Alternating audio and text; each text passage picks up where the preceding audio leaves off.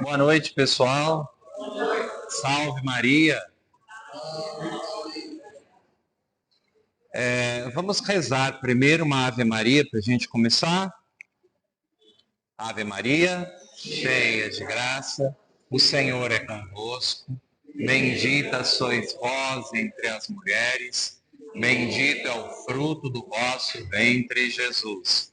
Santa Maria, Mãe de Deus, rogai por nós, pecadores, agora e na hora de nossa morte. Amém. Me ouvem bem? Então tá bom.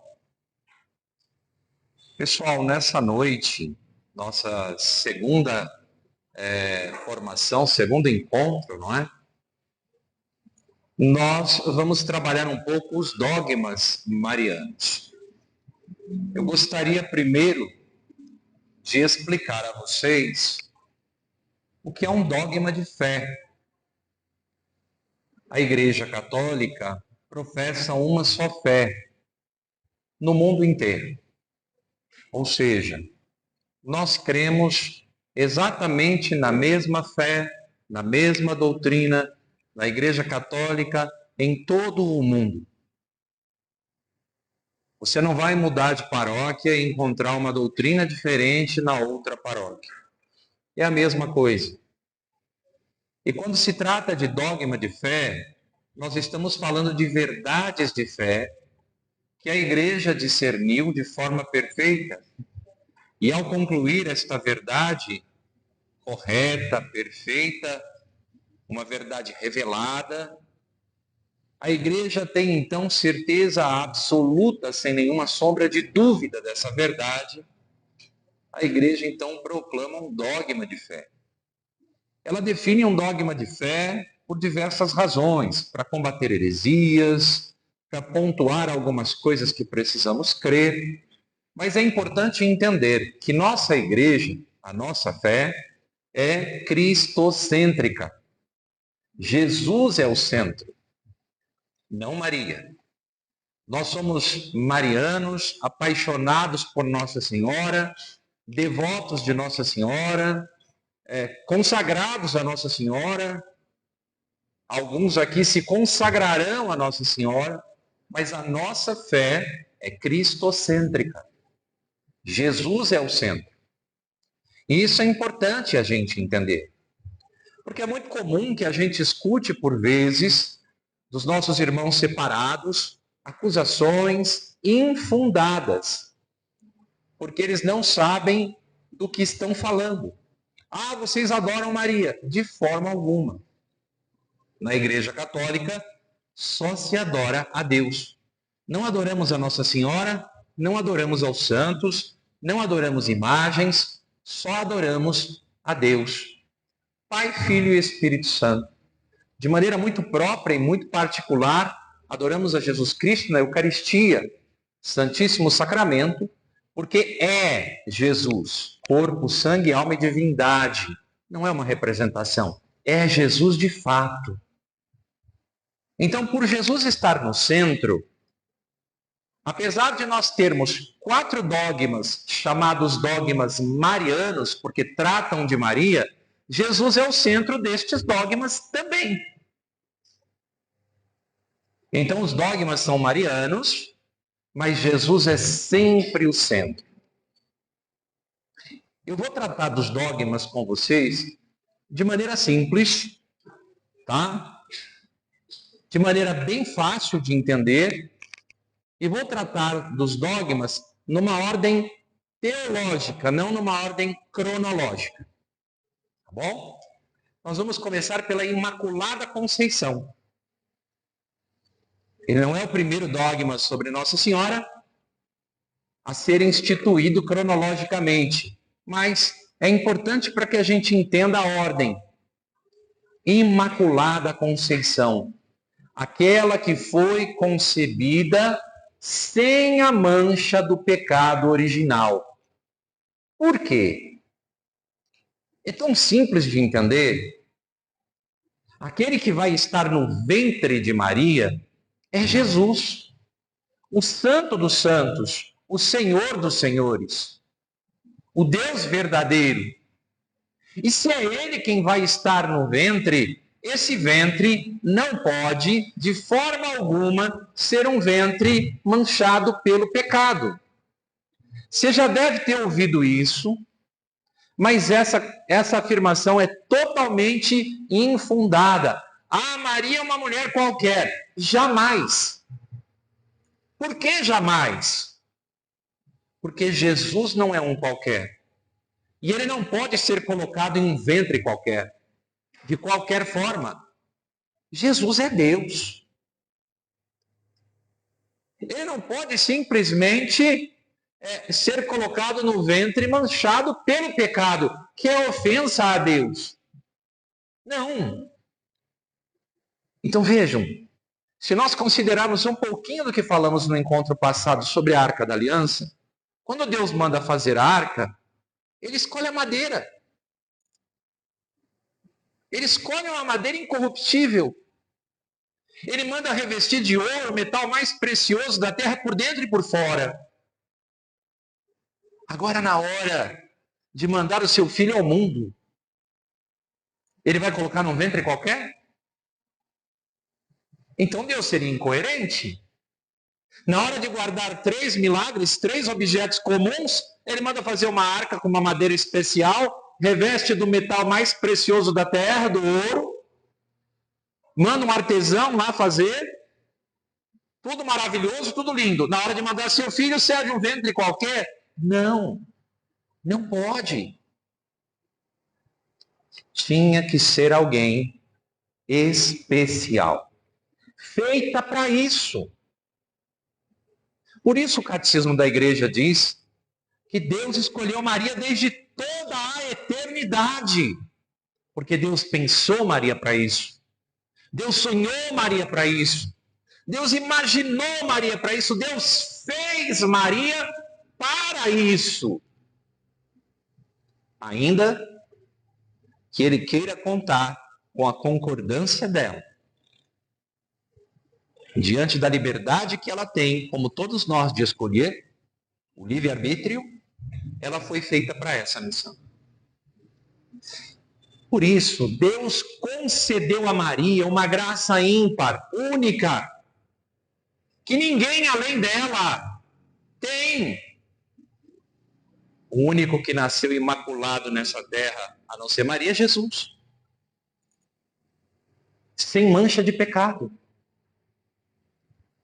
Claro que se nós pensarmos lá atrás, no início dos tempos, os nossos primeiros pais, Adão e Eva, também eram imaculados até pecar.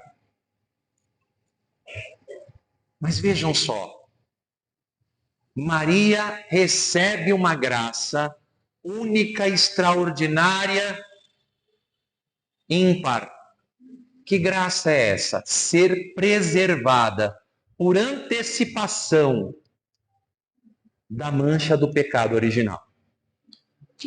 A mancha do pecado original, ela vem a nós por consequência do pecado dos nossos primeiros pais.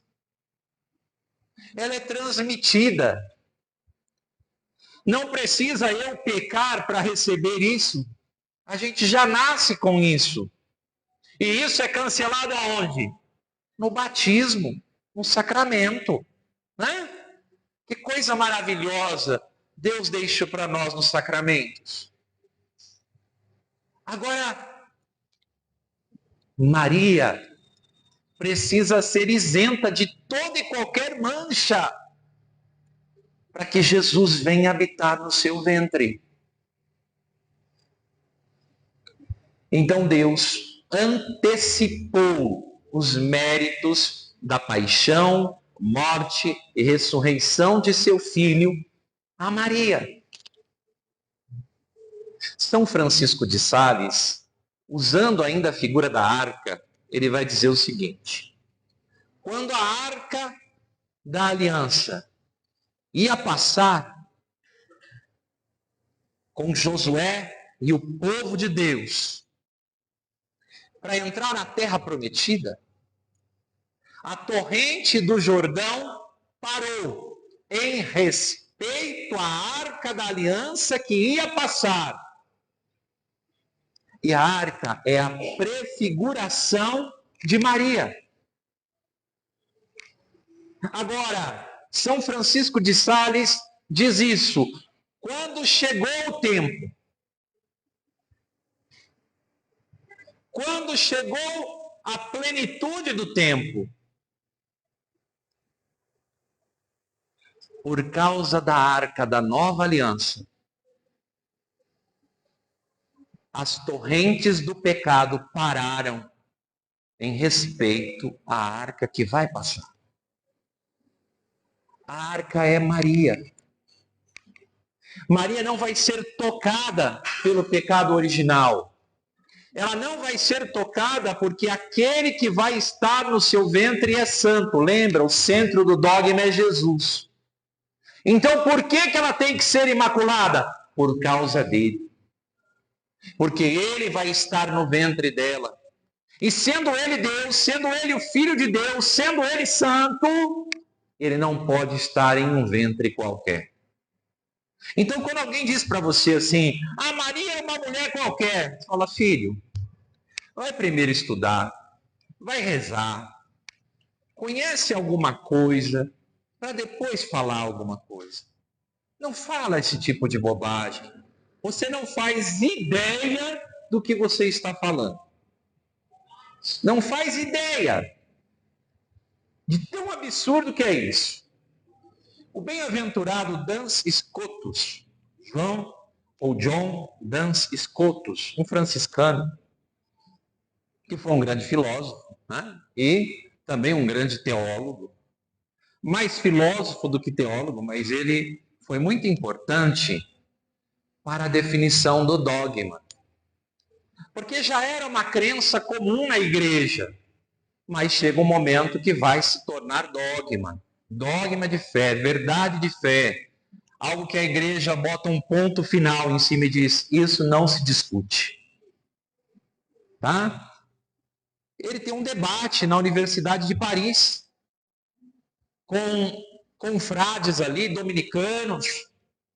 Eles falam ali sobre o assunto, debatem, há um pequeno enfrentamento. Depois eu vou mandar para vocês um trechinho do filme, de 15 minutos, que tem o debate. Aí eu mando para você colocar no grupo. Sobre a Imaculada Conceição.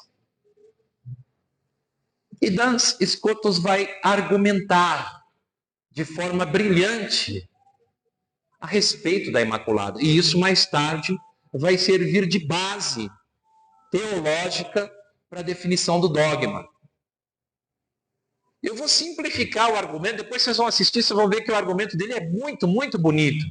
Ele vai dizer que Deus é onipotente, por isso ele pode, se ele pode, ele quer, ele faz. Mas, trocando em miúdos, é isso que ele diz. Por que Deus fez Maria Imaculada? Primeiro, porque ele quis. Segundo, porque ele pode. Deus é onipotente. Ele é Senhor. Se ele quer algo único e extraordinário, o único que pode criar isso é ele. E foi o que ele fez. Eu sei que às vezes dá um nó na cabeça, mas espera aí, Jesus não tinha nem nascido, não tinha crescido, não tinha morrido, não tinha ressuscitado, ele ainda não tinha salvado a humanidade ali, né? O sangue não tinha sido derramado, e ela recebe a salvação por antecipação. Sim, Maria é a primeira criatura de Deus lavada no sangue do Cordeiro, purificada no sangue do Cordeiro. Ela recebe esses méritos antes de qualquer pessoa. Os méritos da salvação fazem dela imaculada, pura, santa e sem mancha. Sempre se segue uma outra dúvida a respeito disso.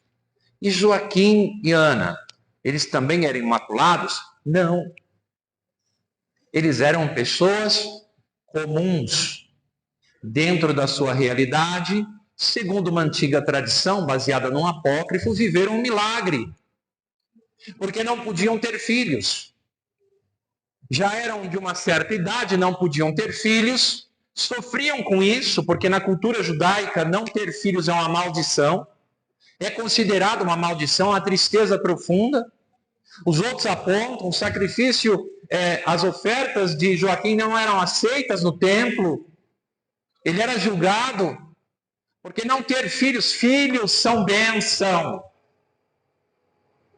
Deveriam ser ainda hoje. E eram naquele momento. Deveriam ser, nós deveríamos olhar para os filhos e perceber que os filhos são bênção. E eles sempre entenderam assim, os filhos como bênção. Quanto mais filhos, mais abençoada era uma família. Olha que coisa maravilhosa. Aí você olha para os avós, tinham 10, tinham 12, né? Tinham 15. Você olha para os pais, tinham 5, tinham 6. Você olha para a geração de hoje, quando muito tem um. E a geração que vai vindo só quer ter cachorro, não quer ter filho mais. E ainda manda castrar o cachorro, que é para também não ter filhote. Entendeu? Assim morre tudo logo de uma vez. Não fica ninguém para contar a história. Antes se dava valor a essa questão da família. E na tradição judaica isso era muito sério. Então eles ficaram entristecidos. A tradição diz que Joaquim vai se retirar ao deserto, vai ficar 40 dias, vai orar a Deus. Ana entra em desespero porque pensa que o marido não vai voltar, que ela perdeu seu marido. E num dado momento o anjo do Senhor vai dizer, tanto a ele quanto a ela, que a prece foi ouvida. E que eles vão ter um filho. Ana tinha dito a Deus, se eu tiver um filho ou uma filha, estará a serviço do Senhor.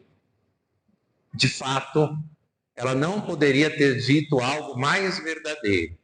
Mas eles não são imaculados, eles são pessoas normais, manchados pelo pecado original. E Maria vai ser concebida de forma normal, natural. Uma coisa não implica na outra. Quem tem que ser imaculada aqui é Maria, não os pais dela. Ah, mas eles não têm o pecado original. Pois é, eles têm. Mas na hora da concepção de Maria, Deus interrompeu a transmissão do pecado original. Aqui não. Pelos méritos da cruz de Jesus, não. Ela precisa ser imaculada, pura, santa, por causa daquele que ela vai trazer no ventre. Só alguém especial como ela poderia receber tamanha graça. Deus a fez especial. Ele a preparou para isso. E sendo ela pura, imaculada, sem mancha, ela pode receber no ventre de Jesus. O que nos leva a um pensamento. Maria tinha liberdade de escolha? Tinha. Tinha livre-arbítrio. Eu me lembro que eu conversei longamente com um amigo meu que é padre, e a gente conversou muito sobre isso. Porque ele argumentava comigo, não, mas isso já estava nela. Sim, eu concordo, mas o livre-arbítrio existia. Sempre existiu. Porque era preciso que onde houve a desobediência, lá atrás, em Eva, houvesse agora a obediência. E para haver obediência, precisa de liberdade, senão não tem obediência. Ah, mas o sim dela não nasceu naquele instante da anunciação, nasceu antes, concordo. E é bom quando a gente conversa com alguém que também é mariana, porque a gente aprende juntos e vai crescendo nessa conversa. E a gente aprendeu muito nessa conversa e foi muito interessante. De fato, ele me apresentou um ícone que eu não conhecia, onde mostra a apresentação de Maria no templo, ainda menina, por volta dos 3 anos de idade. E no primeiro plano, e no segundo plano em cima, no ícone, no mesmo ícone. Aqui embaixo, a menininha sendo levada por Joaquim e Ana aos sacerdotes. Em cima, num cantinho, o anjo vindo anunciar, para dizer uma coisa. O ícone diz uma coisa bonita, diz que o sim de Maria começa ali, na infância. ela já tem aquele sim que vai crescendo com ela, e vai crescendo com ela o desejo de pertencer somente a Deus. E quando o anjo chega diante dela, ela já está desposada de José, mas ela diz: eis aqui a serva do Senhor, a escrava do Senhor, faça-se em mim segundo a tua palavra. Maravilhoso! Sim, Imaculada Conceição. Olha só, no dia 8 de dezembro de 1854. E é tão bonita a proclamação desse dogma. Por isso, depois de na humildade e no jejum, dirigirmos sem interrupção as nossas preces particulares e as públicas da Igreja, a Deus Pai por meio de seu Filho, a fim de que se dignasse de dirigir e sustentar a nossa mente com a virtude do Espírito Santo, depois de implorarmos com gemidos o Espírito Consolador, por sua inspiração, em honra da Santa e Indivisível Trindade, para decoro e ornamento da Virgem Mãe,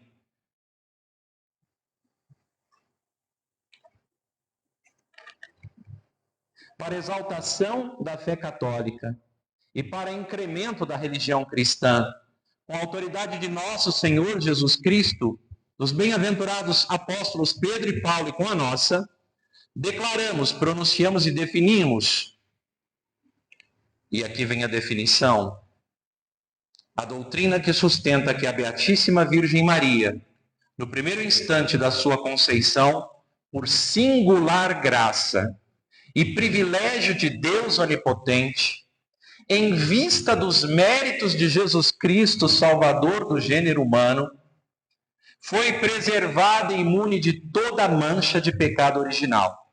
Essa doutrina foi revelada por Deus e por isso deve ser crida firme e inviolavelmente por todos os fiéis. O dogma nos traz um argumento profundo e verdadeiro de que Maria recebe de Deus a redenção de forma preventiva, ou seja, com vistas aos méritos de seu Filho Jesus Cristo. Ela foi salva por Jesus, remida por seu sangue, agraciada com os méritos da cruz, mas por antecipação, já que Deus não está preso ao tempo nem ao espaço. Assim aprove a Deus criar uma mulher única e especial, sem igual, a fim de ser mãe do Salvador do mundo inteiro. Afirmar que Maria não é santa e que qualquer mulher poderia ser mãe de Jesus não é só uma heresia, bem como uma tremenda ignorância por parte de quem o faz. É muita presunção desrespeitar aquela que o Senhor escolheu, criou, preparou para tal dignidade. Então a gente vai encontrar na bula Ineffabilis Deus do Papa Pio IX essa proclamação. E olha, dia 8 de dezembro de 1854.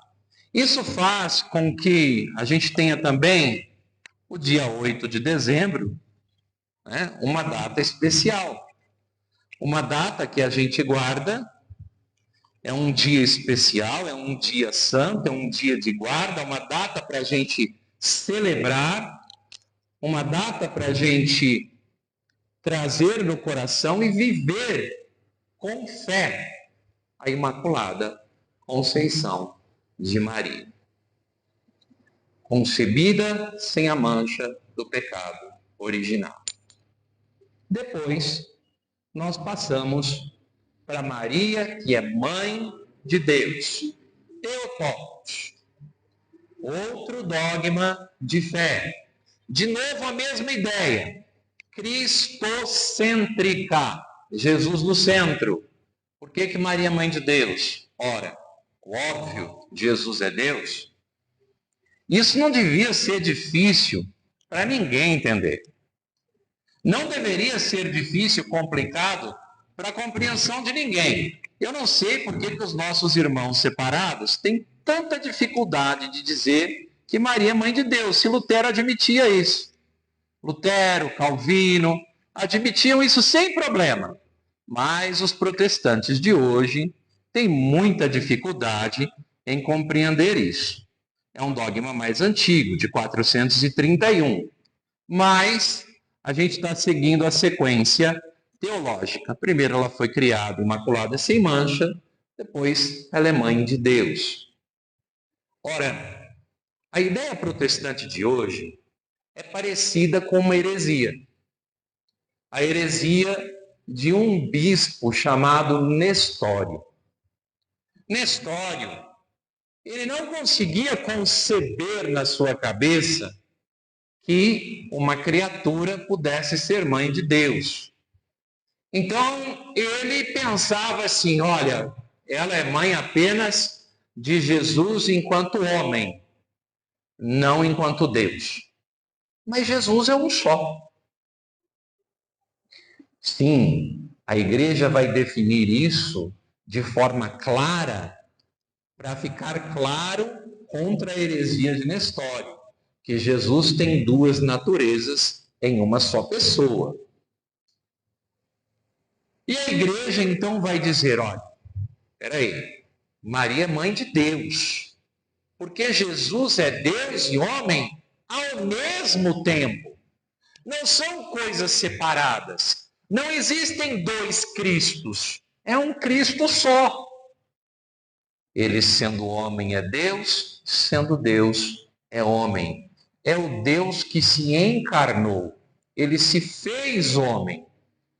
No princípio, lá no prólogo do Evangelho de São João, no princípio era o Verbo, e o Verbo se fez carne e habitou entre nós.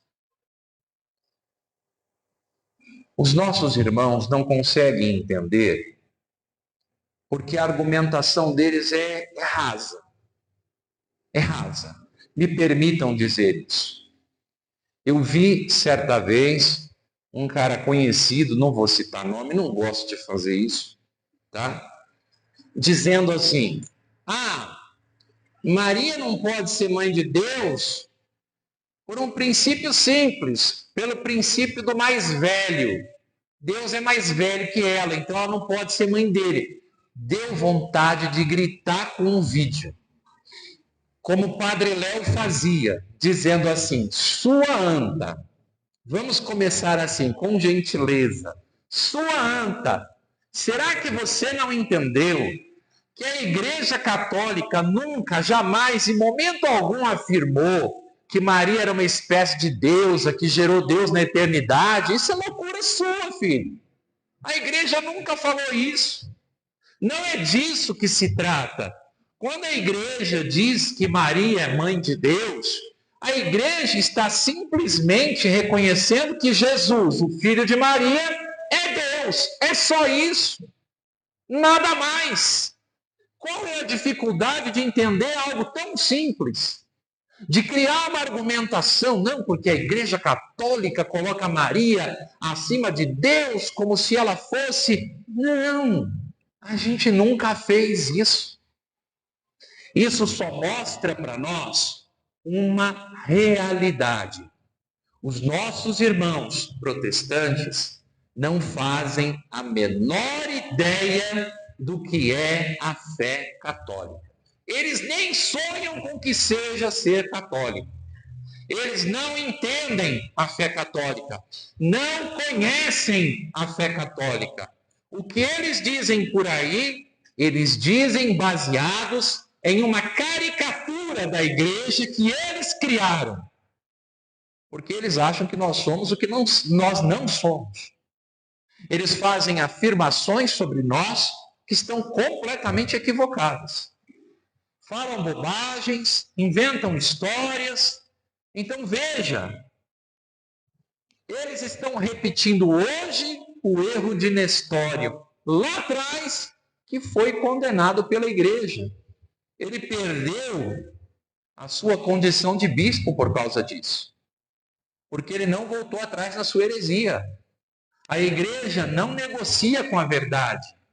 A verdade é a verdade e ponto. Então ele foi chamado ao concílio, mas ele não foi, porque a sua heresia foi totalmente desmontada. totalmente desmontada. Olha, é tão interessante. Um dos argumentos que foi usado para derrubar a heresia de Nestório foi o seguinte: por causa da união hipostática, por causa das duas naturezas de Cristo, a comunicação de idiomas, ou seja, a gente pode usar a mesma nomenclatura para algumas circunstâncias. Vocês vão entender, calma. Vamos lá. Eu posso dizer assim, olha, Deus morreu por mim na cruz. Sim ou não? E Deus morre?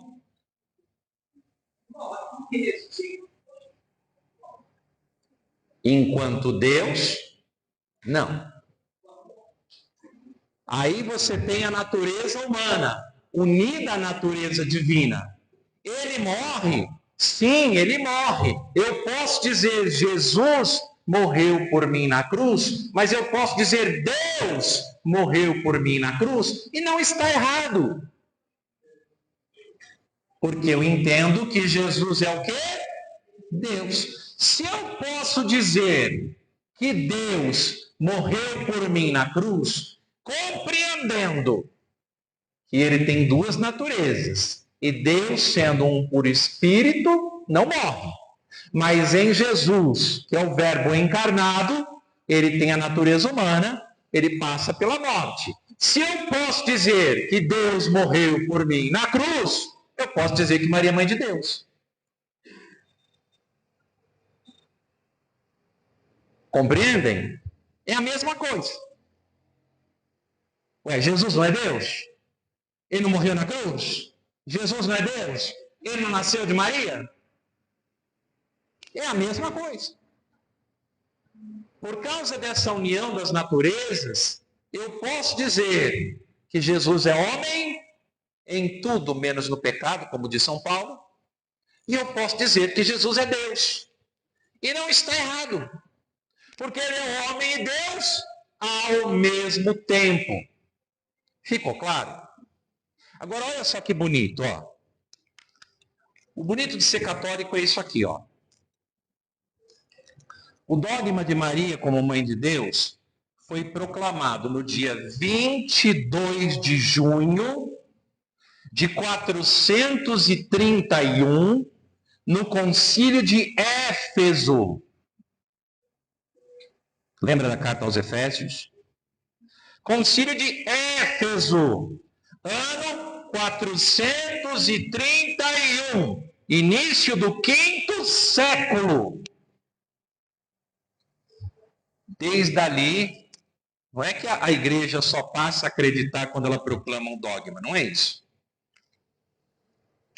A igreja já acreditava em Maria como mãe de Deus desde o princípio da igreja. Aqui a igreja define. Quando a igreja define, acabou. Bateu o martelo, não se questiona mais. Agora presta atenção. 431 tinha um concílio reunido, fazendo definições sobre a tua fé. E você está em 2024.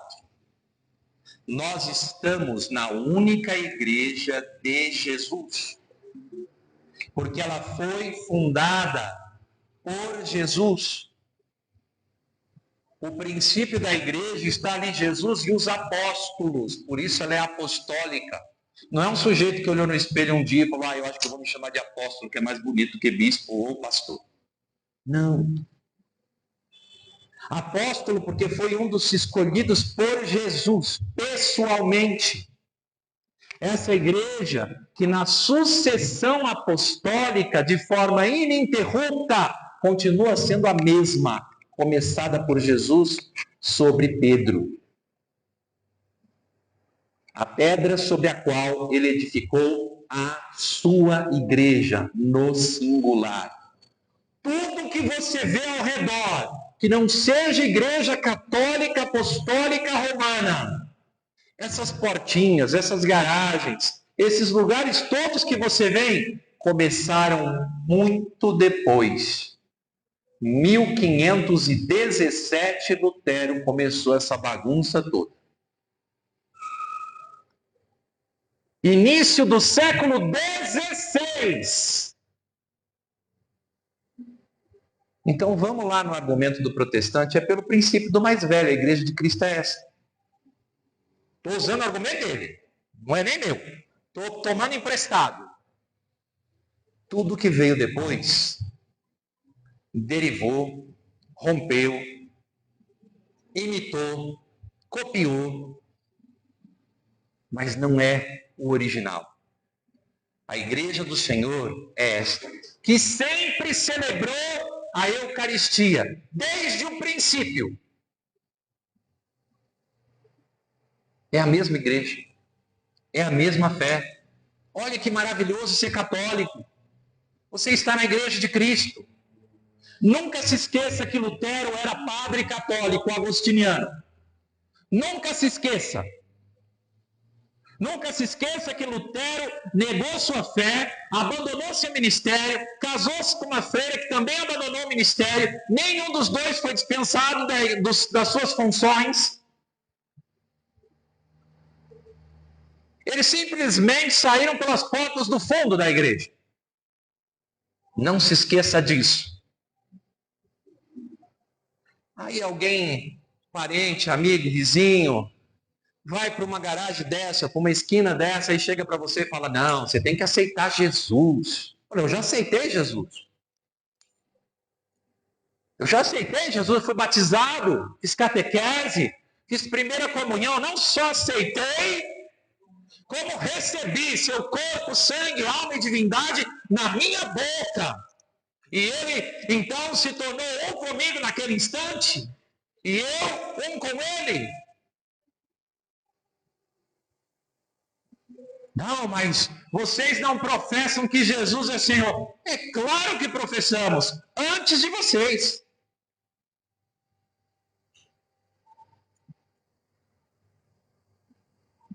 Tome cuidado com o caminho fácil. Lembre do Senhor ensinando que a estrada para o céu é estreita. O caminho é difícil. Esse caminho fácil, eu aceitei Jesus, agora estou salvo. Pronto, já estou salvo. Está salvo nada, filho. Está salvo nada. Continua no pecado, continua na vida torta. Só porque falou uma frase lá, acha que já ganhou o céu. Não é assim. Isso é diminuir o ministério e o sacrifício de Jesus. É diminuir tudo que ele viveu aqui. Ele nos propôs um caminho de conversão constante, de mudança de vida, de santidade, de transformação. Não foi, em momento nenhum, Jesus disse, basta dizer esta frase, pronto, você já ganhou o céu. Me mostra na Bíblia onde está isso, como eles gostam de dizer. Porque não está. Não dessa forma. Isso é o típico texto tirado do contexto, né? Todo texto tirado do contexto vira pretexto. Então, é aquela coisa, pega um texto, tira do contexto e usa como pretexto para atacar os católicos. Maria Imaculada Conceição, Maria Mãe de Deus. Agora nós vamos a Maria Virgem Perpétua. Virgem Perpétua. Talvez seja esse um dos pontos mais polêmicos, que os nossos irmãos gostam de questionar, de colocar, né? Não, mas imagina, vamos lá. Maria recebe o anúncio do anjo Gabriel por volta dos 12 anos. Eu expliquei isso na formação anterior.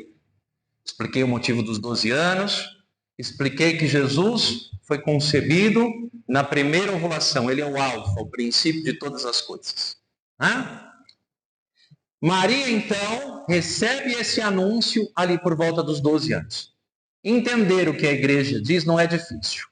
Virgem perpétua significa que Maria é virgem antes do parto, durante o parto e depois do parto. Então vamos lá, vamos por partes. Antes do parto, eu acho que não há dificuldade para ninguém. Ela recebe o anúncio do anjo, ela fica grávida da parte do Espírito Santo, Deus. Então, nem os protestantes vão questionar o antes do parto. Eles vão questionar o durante. E eles vão questionar assim, não, mas é impossível a uma mulher dar à luz e não romper a virgindade. Aqui eu queria argumentar com você. É ou não é impossível uma mulher ficar grávida sem o homem? É? Sim, é impossível a mulher ficar grávida sozinha, sem o homem. Certo? É impossível. Agora é engraçado. Metade do milagre eles aceitam, a outra metade não. Só meio milagre. Não, ela engravidou da parte de Deus, tudo bem. Mas para dar a luz tem que ser biologicamente comprovado na ciência. Ah, peraí. Você está brincando comigo? Meio milagre? Mas Jesus fez o milagre completo? Deus fez o milagre completo? Ele não faz meio milagre. Como assim? Ah, mas vocês estão achando o quê? Que Maria fez uma cesárea? Não. Vocês estão achando que Maria teve um parto natural? É isso? Tem alguma parteira no texto do Evangelho? Eu desconheço. Que eu saiba, quando eles chegam em Belém, está Maria, José, só. Jesus está no ventre. No momento do nascimento, José até sai, segundo uma mística católica, porque ele fica constrangido, ele quer sair dali e ficar do lado de fora. Eu não duvido disso, todo homem é assim, não é? Eu lembro do parto da minha primeira filha, né? Eu estava lá atrás da cortininha, o médico falou, você quer olhar aqui? Eu falei, não, obrigado. Não, já tinha cortado para tirar, né? Foi cesárea. Quer olhar aqui dentro? Eu falei, não, obrigado, eu vou ficar aqui mesmo. Ué, vejam, eu quero levar vocês a uma conclusão, tá? A uma conclusão. Porque um dia eu fui numa igreja e eu me vi numa situação muito complicada. Eu fui pregar sobre São José, quando eu terminei de pregar, tinha um diácono permanente, ele foi lá na frente, tomou o microfone e começou a falar uns negócios de Maria. E aí ele falou assim, Maria teve dores de parto. E eu falei... E eu fiquei pensando assim comigo, eu falo ou não falo?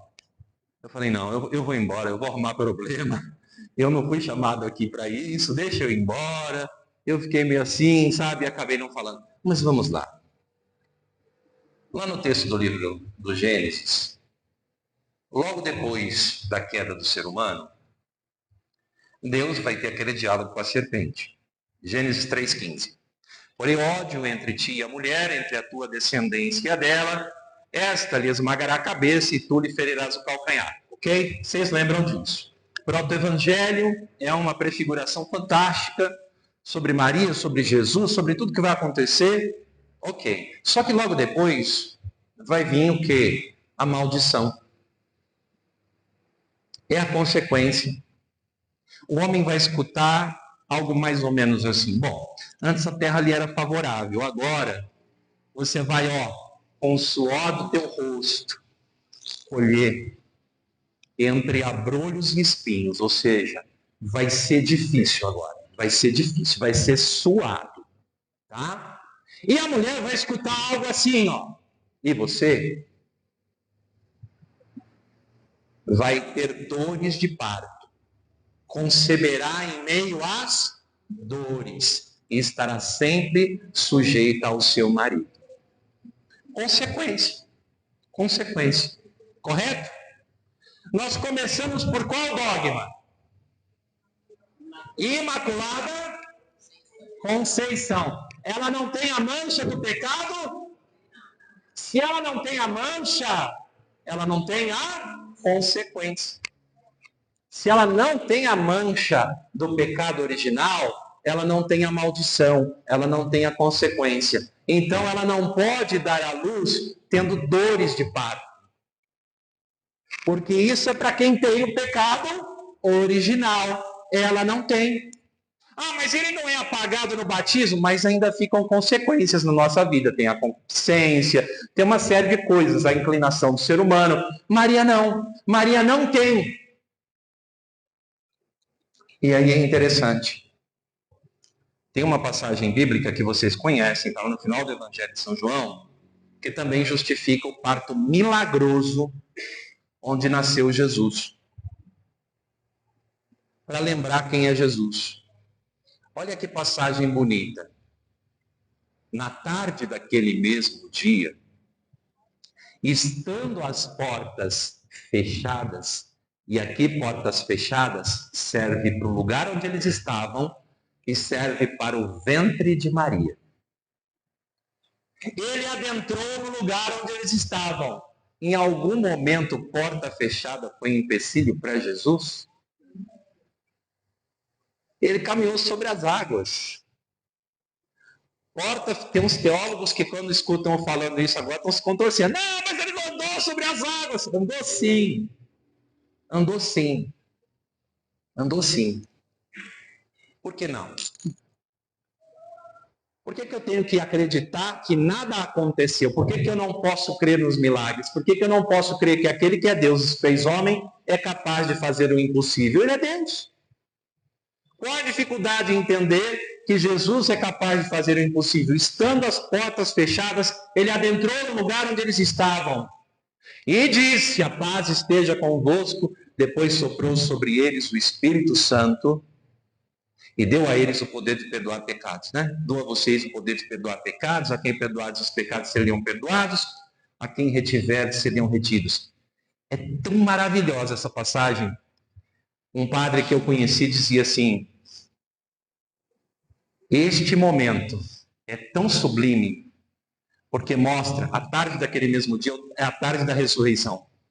Essa passagem é conhecida como Pentecostes de João, só para vocês entenderem. E o padre dizia assim: o sacramento da confissão, o sacramento da reconciliação, tem o sopro da ressurreição. Olha só que bonito, Jesus ressuscitou. A primeira coisa que ele fez, soprou o sacramento da reconciliação sobre os apóstolos. Olha que fantástico. Sabe o que isso nos mostra? Que quando você vai ao padre e se confessa, você que estava morto, ressuscita pelo sacramento que o Senhor soprou nos sacerdotes, logo na tarde da ressurreição. É um sacramento que tem o sopro da ressurreição. Não é lindo? Você devia se confessar mais. Então, uma dica importante aqui. Eu quero me consagrar a Nossa Senhora. Confissão frequente. O que é confissão frequente? É frequente, filho. É frequente. No mínimo, uma vez por mês. Se você está buscando um caminho melhor a cada 15 dias. Eu quero ser santo. São Padre Pio exigia que todos os seus paroquianos se confessassem com ele uma vez por semana. Então depende do que você quer. Não, peraí, eu não estou afim ainda de ser santo. Tá bom, a cada 15 dias, a cada mês. Mas o importante é que não dá para querer consagrar Nossa Senhora e confessar uma vez por ano. Não dá para querer levar uma vida velha. Entenderam? Eu conheci um padre que dizia assim: isso deveria ser tão natural quanto qualquer coisa. Quando você sente fome, o que você faz? Quando você sente sede, o que você faz? Quando você peca, o que você faz? Pronto. Deveria ser natural assim. Sentiu fome? Come. Sentiu sede? Bebe. Pecou? Confessa. E se você é daqueles que está sentado aí olhando para mim, se contorcendo no banco e dizendo assim: mas eu nem tenho pecado. Você vai no padre e fala assim: padre, eu sou orgulhoso pra caramba.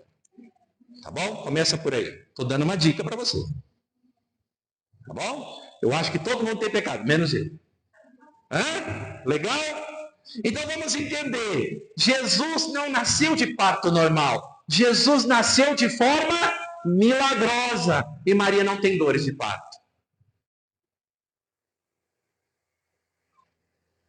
Antes, durante e agora vem o depois. Mas está escrito, tua mãe e os teus irmãos estão lá fora. Se está escrito irmãos, Maria e José tiveram outros filhos, porque está escrito irmãos. Filho amado, filha amada, Você sabe que o que nós temos aqui na Bíblia é uma tradução, não sabe? Você sabe que os textos originais foram escritos em aramaico, em hebraico e grego. Tá ok? Não foram escritos em português. E ainda os evangelhos, tendo sido escritos em grego, foram escritos dentro da mentalidade e da cultura hebraica. Porque aquele povo que escreveu ali estava nesta realidade. Então é preciso que você compreenda algo que Lutero compreendeu. No meio bíblico, no meio hebraico, na cultura judaica, não havia distinção de parentesco como a nossa. Por quê? Porque as famílias eram diferentes. A cultura é outra. É no Oriente, nós estamos no Ocidente. Então, se você for pegar o texto original, lá no início, você for pegar Abraão, por exemplo, e Ló. No português vai estar escrito Abraão e seu sobrinho Ló. Só que no original vai estar escrito Ar. E Ar, em hebraico, é irmão. Isso para entender que uma língua semita tem um vocabulário pequeno. Ela não tem um vocabulário grande. O português é uma das línguas que tem o maior vocabulário que existe. Tem um vocabulário imenso, gigantesco. Lá não. Então, para ser mais simples, todos os parentes próximos eram chamados irmãos, porque pertenciam à mesma família. Se você pegar Jacó, por exemplo, vai à casa, ele se refugia na casa do seu tio Labão. Como é que o tradutor sabe que ele era tio? Ora, ele é o irmão da mãe de Jacó. Então, na hora de traduzir, ele coloca tio. Mas no texto original está escrito Ar. Está escrito irmão, não está escrito tio. E por que ele traduz irmão para tio? Porque nós aqui não entenderíamos absolutamente nada se tivesse irmão. A gente fala, todo mundo é irmão de todo mundo?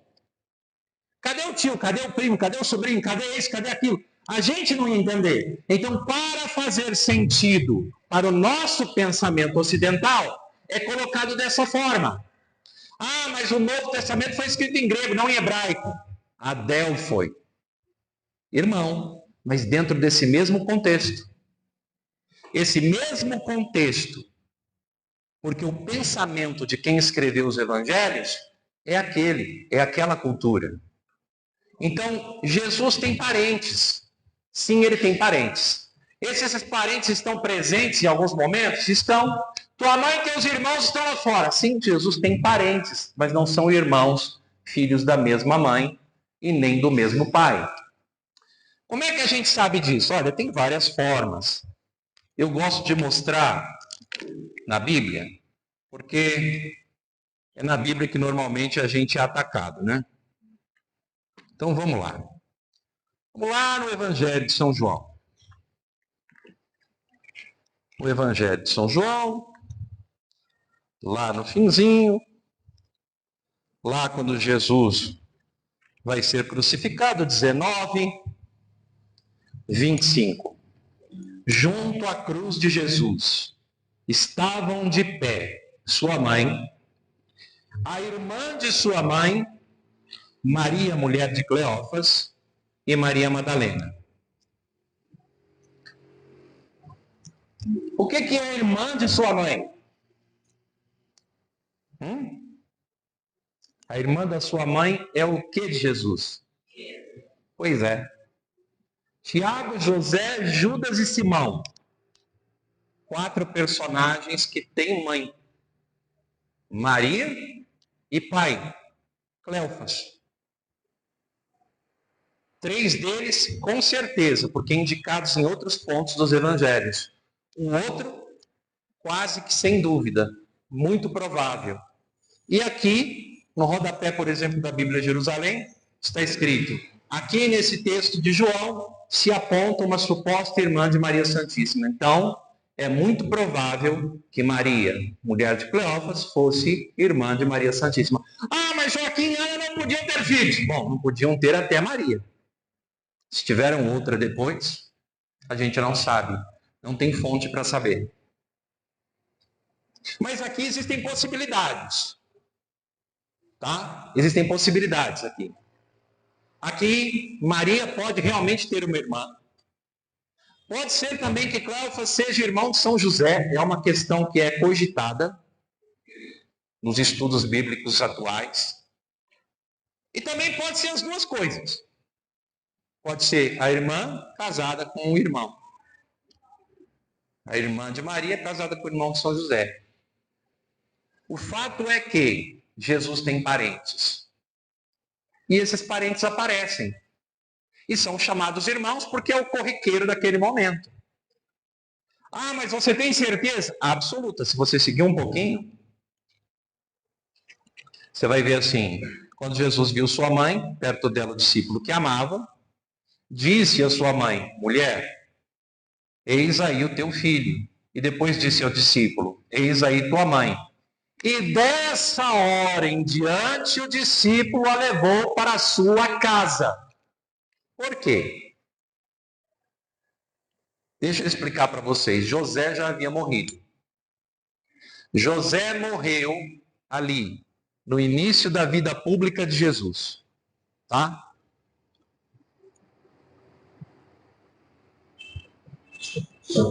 Obrigado, Padre. José morreu no início da vida pública de Jesus. Entre o batismo de Jesus nas águas do Rio Jordão e as bodas de Caná da Galileia. Foi nesse período que São José morreu. Porque José é mencionado até então, até ali, antes do início da vida pública, e depois, quando chegar nas bodas de Caná, ele já não está mais presente. Está todo mundo, menos José. Então, os estudiosos de São José indicam que ele morreu nesse período.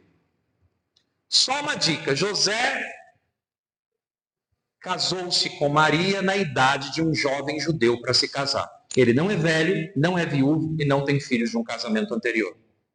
Isso tudo é baseado em apócrifos, e os estudiosos de São José, que fazem os estudos josefinos, já concluíram isso há bastante tempo. Tem uma boa fundamentação para isso.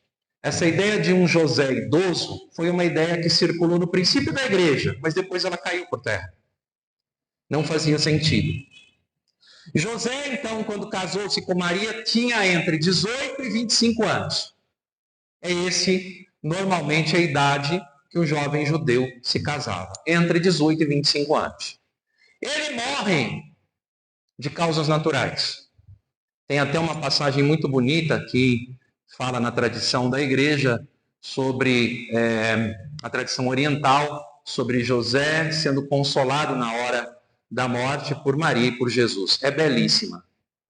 Está na liturgia, é belíssima. Então a gente percebe que São José não está presente na hora da cruz e não tem nenhum outro filho de Maria ali, porque ela só tem um filho, Jesus. Por isso Jesus toma um cuidado. Ele coloca a sua mãe sob os cuidados de seu discípulo amado, João, que era o mais jovem, que era virgem, não era casado, e ele vai cuidar da sua mãe. Por quê? Porque uma viúva, na época de Jesus, naquela cultura, primeiro que o judeu sempre considerou e sempre cuidou muito e cuida até hoje do órfão e da viúva. Uma viúva no período de Jesus, que não tivesse um filho para cuidar dela, ia passar o resto da sua vida mendigando pão pelas ruas. Vocês acham sinceramente que depois de tudo que Maria fez, Jesus ia abandonar ela sozinha? Vamos voltar um pouquinho nos evangelhos. Vocês lembram que um dia Jesus está caminhando, ele encontra um cortejo, tomado de compaixão da viúva, ele para o cortejo. Ela está indo sepultar o seu filho. Ele ressuscita o filho da viúva de Naim para que ele cuide dela. Para que ele cuide dela. Porque ele sabe que a condição daquela viúva é desesperadora. Ela perdeu o único que poderia lhe dar o sustento e o cuidado na velhice. Olha só que coisa extraordinária. Agora, Jesus está morrendo na cruz, seu pai já morreu, sua mãe está ali sozinha, ele não tem irmãos, é filho único. O que ele fez? Colocou Maria sob os cuidados de João. E o que diz o texto bíblico? Parece que os nossos irmãos rasgaram esse versículo ou riscaram na Bíblia deles. Depois dessa hora, desse dia em diante, o discípulo a levou para a sua casa. Simples assim, João cuidou dela. João cuidou dela. Foi a missão dada a João. Até ela terminar os seus dias. Missão dada a São João. A gente poderia ter feito todo um percurso em várias passagens bíblicas, mas eu não quero me alongar demais. Vamos voltar só um pouquinho. Rapidamente. Quando eles estão em Belém, José, Maria e Jesus que vai nascer. Depois, aos 12 anos, eles vão a Jerusalém. É o momento de fazer bar mitzvah do menino judeu. Vão a Jerusalém, vão para a festividade, Jesus vai fazer o seu bar mitzvah. Como é que a gente sabe disso? Porque ele vai criança, mas depois ele ganha voz na sinagoga e ele discute com os doutores da lei. E só ganha voz na sinagoga depois do bar mitzvah, na cultura judaica.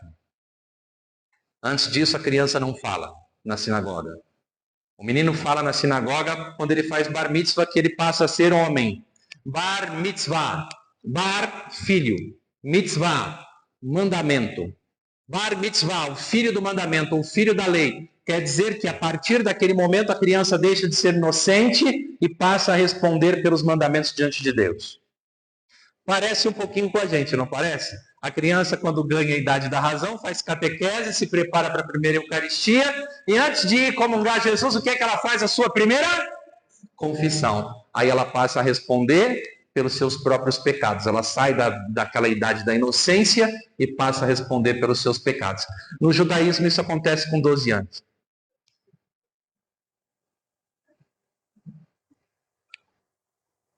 Aí Jesus vai lá e estará discutindo com os doutores da lei. Em toda a passagem que narra a história, eles estão indo para lá, eles chegam, Jesus fica lá entretido, eles vão embora, eles se perdem de Jesus, depois eles voltam para buscá-lo. Em toda a história, vocês já notaram quem são os personagens? José, Maria e Jesus. Se José e Maria têm outros filhos, onde eles estão? Na creche? É? Vocês percebem que não tem filhos? Não aparecem? Não aparecem? Não tem? Então, não tem. Não tem, gente. E vai culminar nesse ponto da cruz, onde Jesus, por não ter irmãos, vai colocar sua mãe aos cuidados de seu discípulo amado João. Pronto. Resolvida a questão da virgindade. Antes, durante e depois. Certo? Então, Maria Imaculada Conceição, Maria Mãe de Deus, Maria Virgem Perpétua. Agora nós vamos à Assunção de Nossa Senhora. A Assunção de Nossa Senhora, outro ponto polêmico. Não é? Polêmico porque às vezes nos falta conhecimento. Vem aquela ideia, eu posso perguntar para vocês aí, vocês acham que Maria morreu, sim ou não? Podem responder.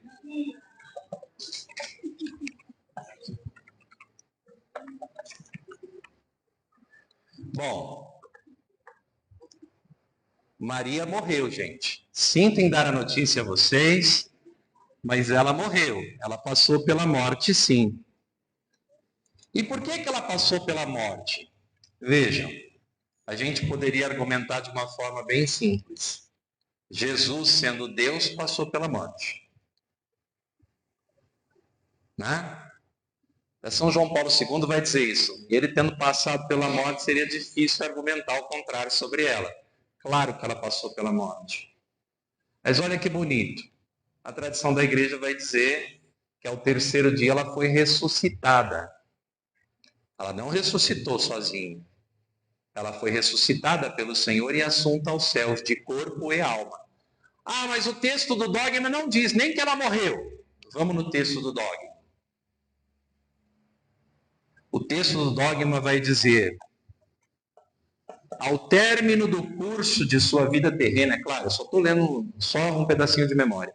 Ao término do curso de sua vida terrena, foi assunta aos céus, de corpo e alma. Ponto. Vou repetir. Ao término do curso de sua vida terrena. O que é isso? Término do curso de sua vida terrena. Interpretação de texto básica, né? Se terminou o curso da sua vida aqui, significa que você morreu. Então o Papa não quis colocar no texto do dogma a morte de Maria, eu estou usando o argumento de São João Paulo II, como uma verdade a ser crida por toda a cristandade. Não quis obrigar isso. A intenção não era a morte de Maria, a intenção era a assunção de Maria, não a morte. Mas o fato dela ter sido assunta aos céus de corpo e alma. Mas se ela foi de corpo e alma, ela tem que estar viva. Mas se a vida dela terminou aqui, ela tem que ter morrido. Então ela tem que ter sido ressuscitada pelo Senhor. Como é que eu vou dizer isso? Sem comprometer ninguém. É que eu me lembro às vezes de algo que alguém falou, e alguém disse assim: não há túmulo de Maria em lugar nenhum. Ah, sim, eu estive lá. Em Jerusalém, tem 2 igrejas que guardam essa memória. No Monte Sião, existe a Abadia da Dormição de Nossa Senhora. E aqui muita gente se confunde. Ah, mas não é dormição? Então ela dormiu. Ela dormiu. De novo, o problema de entender o texto. Dormição é um eufemismo para a morte. Se a gente for no livro dos reis, a gente vai ver lá assim, ó. E o rei fulano dormiu com seus pais. Quer dizer que ele foi tirar um cochilo no túmulo? É isso? Não. Quer dizer que ele morreu. É um eufemismo para a morte. É um eufemismo. Se fala dormição, mas no sentido de morte, não no sentido de sono. E aí, a abadia da dormição de Nossa Senhora, segundo uma tradição baseada no apócrifo, é o local, ali no Monte Sião, do lado do cenáculo, do lado, onde ela teria terminado seus dias. E ali, no trânsito de Maria, que fala sobre isso, ela teria morrido de morte natural, serena, tranquila. São Francisco de Sales, de novo, ele vai dizer assim, que a morte de Maria foi um morrer de amor, de não suportar mais viver esse mundo sem seu filho Jesus. Como São Paulo que dizia, a morte para mim é ganho. É ganho, é lucro. Maria queria estar com Jesus. E por não suportar mais viver esse mundo sem Jesus, ela teria morrido de amor. São Francisco de Sales, foi ele quem disse, tratado do amor de Deus. Ele disse isso. E de fato. Agora, eu vou fazer isso ficar mais interessante. Antes de ler aqui, deixa eu concluir. A tradição vai dizer que ela morre ali, serenamente. Os apóstolos então tomam o corpo e caminham com ela pela cidade de Jerusalém, indo em direção ao Vale do Cedron. O Vale do Cedron fica do outro lado. Jerusalém está no alto, o Monte Sião está indo um pouquinho mais alto, e o Vale do Cedron está do outro lado. Quando você chega na saída de Jerusalém, vai descer. Esse vale fica entre o Monte das Oliveiras e a cidade de Jerusalém. O Vale do Cedron é chamado Vale dos Justos. Tem muita gente sepultada ali. Muitos personagens bíblicos estão sepultados ali. Lá no Vale do Cedron, ao lado do Jardim das Oliveiras, tem uma igrejinha que é do século I, entre o século I e século III, mas há quem defenda século I. Tá? Essa igrejinha hoje está sob a custódia dos ortodoxos. Parte da igreja em cima e a tumba de Maria embaixo, que é uma gruta. Na lateral ainda tem o local da traição, né, de Jesus, que é uma igrejinha católica ali na gruta, na lateral, onde os franciscanos ainda cuidam. Que ali tudo é muito próximo uma coisa da outra. A grande questão é que a tumba de Maria está lá. E lá existe um banco de pedra onde o corpo teria sido depositado. Quando você desce uma longa escadaria, entrando na gruta, você chega lá dentro, tem uma capelinha pequena, como no Santo Sepulcro. E lá dentro daquela capelinha, você se abaixa para entrar. Tem um banco de pedra que está protegido por um vidro, onde o corpo de Maria foi depositado e dali ela foi assunta aos céus. Ah, mas essa tradição para nós é legítima? Sim. Tanto que, na festa da Assunção de Nossa Senhora, o bispo, patriarca de Jerusalém, ele pega a igreja católica de Jerusalém e desce lá, e com licença dos ortodoxos, celebra a liturgia da manhã da Assunção de Nossa Senhora lá, na tumba de Maria. E depois ele celebra lá em cima, na abadia da Dormição. Mas começa ali a celebração. Por quê? Porque ali é o local de onde Maria foi assunta aos céus. Eu já ouvi gente dizendo, infelizmente, no YouTube, né, que não existe tumba de Maria nenhuma. Existe, está lá. Ela não é tão conhecida? Fato. Não é tão difundida? Fato. Conheço gente que foi com peregrinações a Jerusalém como turista, né? E como turista passeou por vários lugares, foi à abadia da Dormição e escuta que Maria morreu lá. E pronto. E alguns ainda dizem assim, lá embaixo é a dormição dos ortodoxos, como se fosse outra coisa, como se não estivesse toda uma tradição conectada. Mas quando eu estive lá, eu fui para estudar, eu fui para fazer um curso. Então eu fui à tumba de Maria algumas vezes, porque eu estava em Jerusalém hospedado. Então eu fui lá algumas vezes. Para a gente entender que esse é o local de onde Maria foi assunta aos céus. Ah, mas tem Éfeso, na Turquia, tem uma casa de Maria lá. Sim, tem. É possível que ela tenha estado lá com São João em algum momento? Ela pode até ter estado lá, por algum tempo, mas ela terminou seus dias em Jerusalém. Porque a tradição dela ter terminado seus dias em Éfeso é uma tradição tardia. E aí ela não tem o mesmo peso que essa que eu estou contando para vocês. Mas vamos lá. O dogma da Assunção foi proclamado em 1950. Mas Maria terminou seus dias aproximadamente com 72 anos. O que eu quero pegar aqui para vocês é São João Paulo II, em 25 de julho de 1997.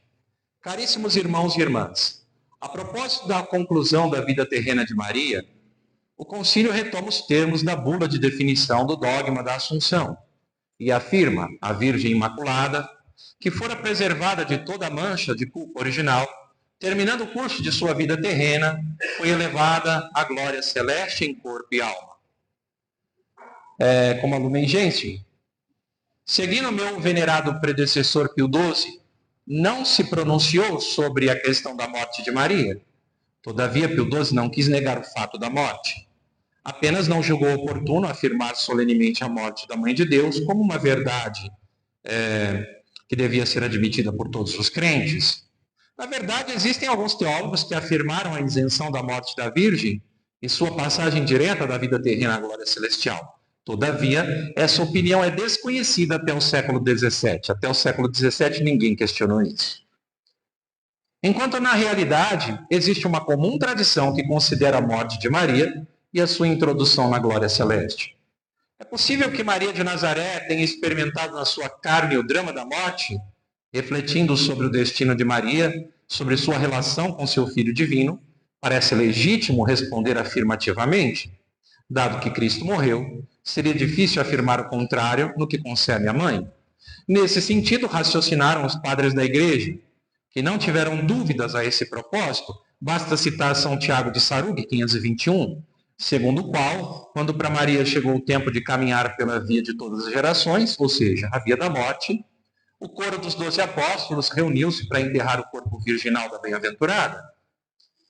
Bom, São Modesto de Jerusalém, 634, depois de ter falado amplamente da beatíssima dormida da gloriosa Mãe de Deus, conclui seu elogio exaltando a intervenção prodigiosa de Cristo, que a ressuscitou do sepulcro. Então, para vocês não acharem que eu estou falando bobagem, tá? Vocês podem culpar aqui São Modesto de Jerusalém. Depois nós temos São João Damasceno, 704, por sua vez, pergunta: como é possível que aquela que no parto ultrapassou todos os limites da natureza, agora se submeta à lei, às leis desta, e o seu corpo imaculado se sujeite à morte?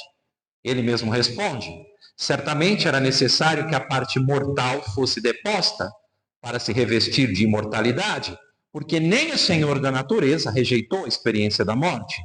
Com efeito, ele morre segundo a carne e com a morte destrói a morte. A corrupção concede a incorruptibilidade e o morrer faz dele nascente de ressurreição. É verdade que na revelação a morte se apresenta como castigo do pecado. Todavia, a Igreja proclamar Maria liberta do pecado original, por singular privilégio divino, não induz a concluir que ela seja imortal de forma corporal. A Mãe de Deus não é superior ao Filho, que assumiu a morte, dando-lhe um novo significado e transformando em instrumento de salvação. Empenhada na obra redentora e associada à obra salvífica de Cristo, Maria pode compartilhar o sofrimento e a morte em vista da redenção da humanidade. Também para ela vale aquilo que Severo de Antioquia afirma a propósito de Cristo: sem uma morte preliminar, como poderia ter lugar a ressurreição? Para ser partícipe da ressurreição de Cristo, Maria deveria compartilhar, antes de mais nada, sua morte. O Novo Testamento não oferece qualquer notícia sobre as circunstâncias da morte. Esse silêncio induz a supor que ela se verificou normalmente, sem qualquer pormenor digno de menção. Se assim não tivesse sido, como poderia a notícia permanecer escondida aos contemporâneos de alguma forma? Não chegar até nós. Quanto aos motivos da morte de Maria, não parecem fundadas opiniões que queiram excluir causas naturais. O mais importante é buscar a atitude espiritual da Virgem, no momento de sua despedida desse mundo. A esse propósito, São Francisco de Sales considera que a morte de Maria se tenha verificado como um transporte de amor. Ele fala de um morrer no amor por causa do amor e por amor, chegando a afirmar que a Mãe de Deus morreu de amor por seu Filho Jesus. Qualquer que tenha sido o fato biológico, sob o aspecto físico que causou a cessação da vida do corpo, pode-se dizer que a passagem desta vida para outra constituiu para Maria uma maturação da graça na glória. De qualquer forma, jamais, como nesse caso da morte, pode ser concebida como uma dormida. Em alguns padres encontramos a descrição de que Jesus mesmo vem acolher Maria no momento da morte, para introduzi-la na glória celeste. Assim, esses apresentam a morte de Maria como um evento de amor, que a elevou a alcançar seu Filho divino para participar de sua vida imortal. No final de sua existência terrena, ela terá experimentado, como Paulo, e mais do que ele, o desejo de se libertar do corpo para estar com Cristo para sempre. A experiência da morte enriqueceu a pessoa da Virgem. Passando pela comum sorte dos homens, ela pôde exercer de maneira mais eficaz a sua maternidade espiritual em relação a eles que chegam na hora suprema da vida. É importante a gente perceber isso. E é importante a gente perceber que o catecismo da igreja vai dizer que Maria é a antecipação daquilo que vai acontecer conosco. O que a gente crê, gente? Nós cremos ou não cremos na ressurreição? Então, a Assunção da Virgem Maria é uma participação singular na ressurreição de seu filho e uma antecipação da ressurreição dos outros cristãos. Está no 966 do Catecismo. Em vosso parto guardastes a virgindade, em vossa dormição não deixastes o mundo. Então ela é uma antecipação da ressurreição dos outros cristãos. Nós não cremos, nós não professamos isso, que nós vamos ressuscitar na carne. Nós não cremos na ressurreição da carne. Ela é a antecipação disso. Aconteceu primeiro com ela. Então, nós falamos dos 4 dogmas, rapidamente, né? Normalmente a gente faz uma aula sobre cada um, com muitos detalhes, mas a gente está fazendo de uma forma que fique mais simples. Então eu abro agora para as perguntas. Perguntas. Tem um calhamaço de papel ali, gente. Por favor, leia as perguntas. Leia aí, ó, dá um microfone para ela lê, a gente responde, ou aponta ela ali, que ela está pertinho. Vamos lá? Quer falar aqui, ó? Como bem viver as devoções, qual a diferença da devoção a Jesus pelas mãos de Maria e pelas demais devoções da Senhora? Olha, os santos na igreja têm um papel. Nós podemos dizer um duplo papel. Para a gente entender bem o que é um santo para nós católicos. Primeiro, o santo é um exemplo de seguimento a Jesus Cristo. É um exemplo de vida. Então a gente tem que olhar para um santo e a gente, quando tem devoção a um determinado santo, é porque a gente se identifica com as lutas que ele teve, com aquilo que ele viveu, com as batalhas que ele enfrentou, para alcançar Jesus, para chegar no céu. Então o santo é um exemplo. E depois disso, ele é também um intercessor. Ele é alguém que alcançou o céu.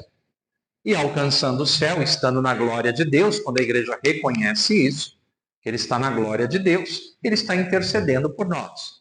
Então a devoção a um santo é você olhar para alguém que seguiu Jesus de perto e entender nessa pessoa que seguiu Jesus uma figura exemplar para nós. Eu sei que nós brasileiros não estamos acostumados a seguir exemplos. E nós perdemos os nossos referenciais históricos porque a nossa história foi muito maltratada. Tá? Mas nós temos grandes referenciais históricos. E na igreja, nós temos grandes referenciais de seguimento a Jesus. Essa é a devoção aos santos. Um amigo, alguém comum, alguém como eu, só que buscou Jesus mais de perto, trilhou um caminho, deixou um exemplo a ser seguido e hoje intercede por mim. Eu posso ter afinidade com esse santo. Agora, Nossa Senhora é outra conversa. Primeiro, ela é mãe. Primeiro, ela é mãe. Segundo Jesus na cruz, quando entrega ela aos cuidados de João, ele também entrega toda a humanidade aos cuidados de Maria. Ó, de hoje em diante, esse é o teu filho. Nós todos somos filhos de Maria. Eu me lembro de um bispo dizendo numa homilia que Jesus deixou para o final o seu bem mais precioso. E quando ele já tinha entregue tudo, ele nos deu sua mãe. O seu tesouro, o seu bem mais precioso. E aí nós temos mãe. Então ela não é só mais um exemplo. Para começo de conversa, depois de Jesus, ela é o exemplo. Porque nenhum outro santo se aproximou dela. Tanto quanto ela. Ela foi a pessoa que melhor seguiu Jesus. O próprio Concílio do Vaticano II vai dizer que ela é exemplo de discípula. Sim. E na igreja nós temos que entender que na hierarquia das coisas, depois de Deus, a criatura mais elevada é Maria. Criatura mais elevada é Maria, acima dos anjos. Pelas prerrogativas que ela tem de ser mãe de Deus, imaculada, cheia de graça, Maria tem muitas prerrogativas. Dispensadora das graças de Deus, medianeira. O Papa Leão XIII gostava de dizer isso, medianeira de todas as graças. Ele dizia assim, remontando o santo, não vou lembrar o nome do santo, mas a frase dele é a seguinte: do Pai todas as graças vão ao Filho, e do Filho todas as graças passam por Maria, e de Maria a nós. E há aqueles que hoje têm dificuldade em entender isso, e questionam, não, mas por que eu não posso ir direto a Jesus? Pode, filho, você pode ir direto a Jesus, você deve ir direto a Jesus, Ele é Deus, Ele é Senhor, Ele é Rei, eu só não sei se Ele vai te atender tão rápido como Ele atende Maria. Vamos lá, quem você acha que Jesus atenderia primeiro, você ou a mãe dele? Ah, então pronto. A gente começa a entender que tem um caminho mais fácil para chegar a Jesus. Quando eu vou a Maria, eu não estou indo a ela, eu também estou indo a Jesus. A gente poderia também argumentar de outra forma, diferente para ficar mais fácil. Qual foi a maior graça que a humanidade já recebeu? Jesus. A maior graça que a humanidade recebeu foi Jesus que se encarnou. Foi o Deus feito homem. Por meio de quem ele veio? Por que as menores graças não viriam também? Se a maior veio por este caminho, Deus já definiu o caminho. As menores também. Então, eu particularmente creio, não é dogma de fé, mas eu creio que Maria é medianeira de todas as graças, assim como muitos santos da igreja acreditaram. Então, a devoção a Maria é diferente. Ela é a mãe que pega no colo e leva seu filho Jesus. Então, ter intimidade com Maria, entregar-se a Maria, entregar-se a Jesus pelas mãos de Maria, é muito mais intenso, é um compromisso sério, verdadeiro, do que uma simples devoção a um santo. Eu não estou menosprezando os santos, só estou colocando a coisa no seu devido lugar. Deus, Pai, Filho e Espírito Santo. Maria. Os anjos. São José. Depois, todos os santos. Depois a gente. Até quem coloca São José ali mais perto de Maria. Tá? Mas São José foi o santo que mais se aproximou das virtudes de Nossa Senhora. Nenhum outro santo chega perto de São José também. Estão todos abaixo. Então entenda, cada qual tem o seu papel. Então a devoção a Maria é especialíssima.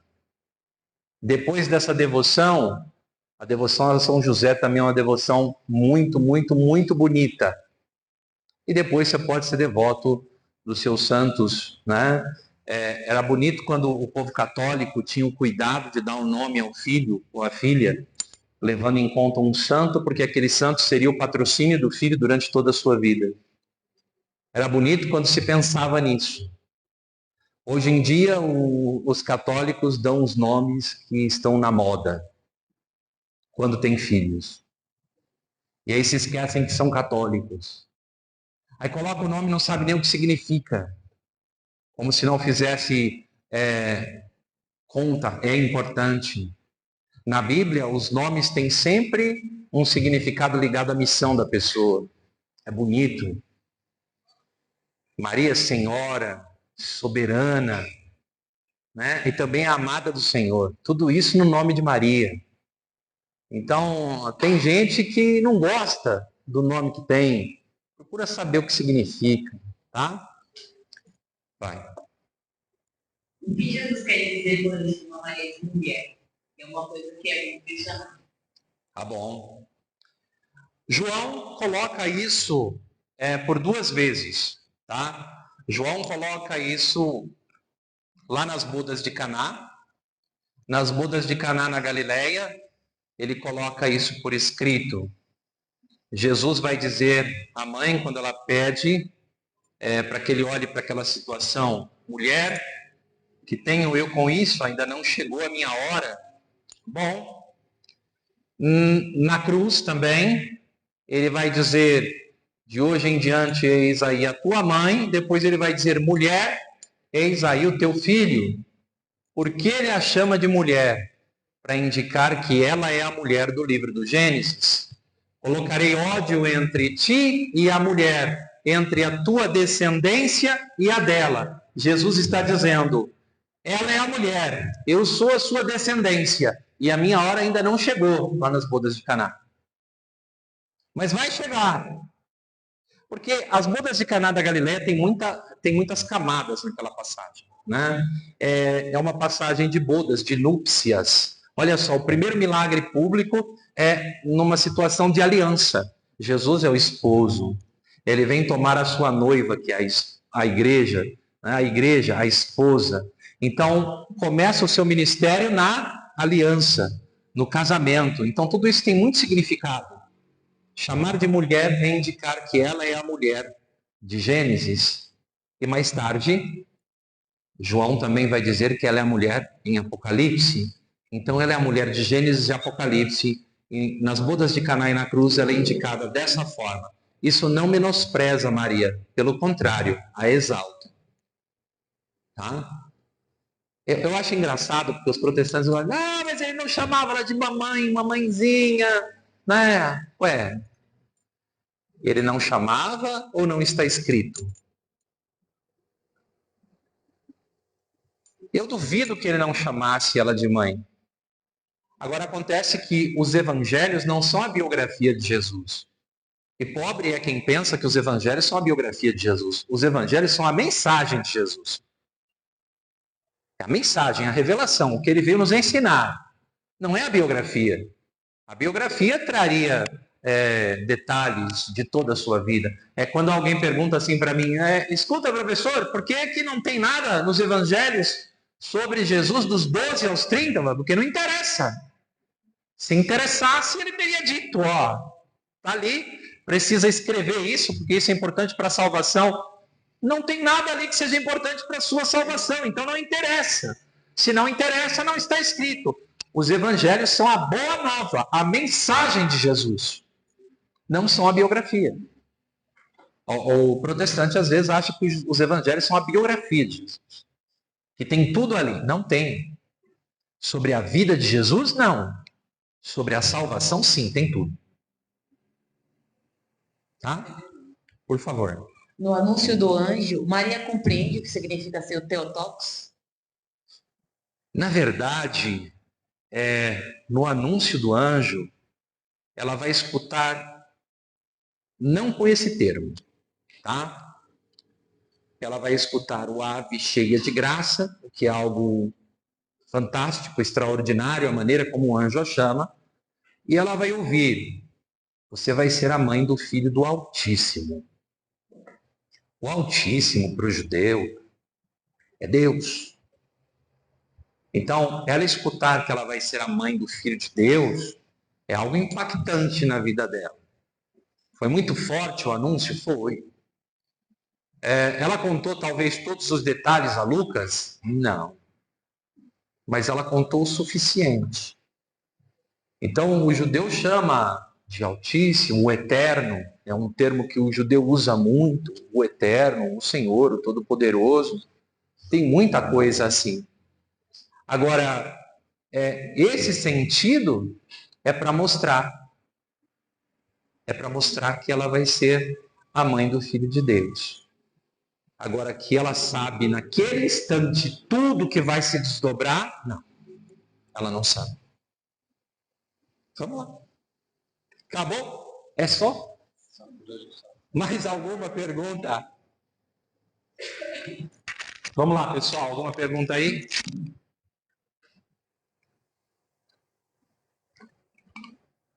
Quando não tem perguntas, fica fácil. Fala.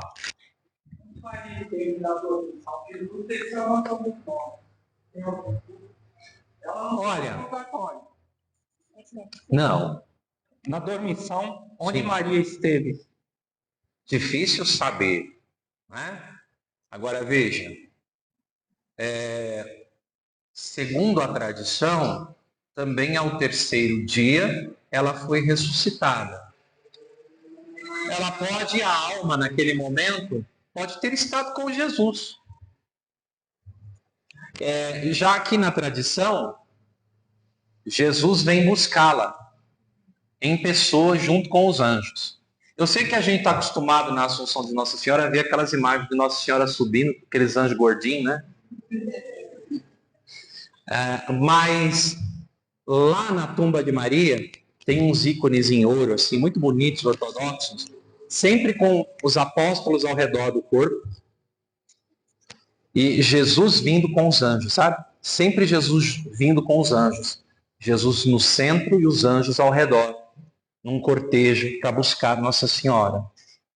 Então, assim, a alma pode ter estado naquele momento com Deus, de certo. Agora, o fato de Jesus descer à mansão dos mortos tem um outro significado.